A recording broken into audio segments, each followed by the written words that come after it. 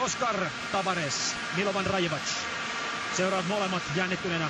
Oikeastaan enemmän jännittyneen näyttää tällä hetkellä olevan serbialaisvalmentaja, Ghanan valmentaja Rajevac. Siitä annetaan tämä. Ja pallo tulee vielä sinne kohti maalituppaa! Liinakon pallo! Ei mene vieläkään! Ja lippu nousee! Ui, mikä paikka! Ja punainen kortti! Onko rankkarin? Mitä draamaa? Suarez ulos kentältä! Oi, oi, oi! Oi! Ei ole totta! Viimeinen tilanne lisäajalla! Punainen kortti Luis Suarezille. Katsokaa mitä tapahtuu. Pallo sinne maalin eteen.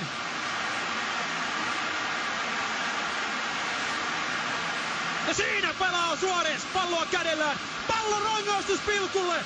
Ghana saa rankkarin. Oi mikä ratkaisu tähän otteluun. Päivän selvä juttu. Viimeinen tilanne. Viimeinen tilanne. Suarez pelaa lentopalloa. Pallo 11 metriin. Ja Ghana. Can voi ratkaista. Katsokaa Suarezia. Karmea tilanne tälle hyökkääjälle.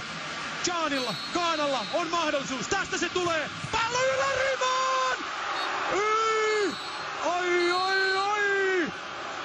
Käsittämätön ottelun ratkaisu ja loppu. Käsittämätön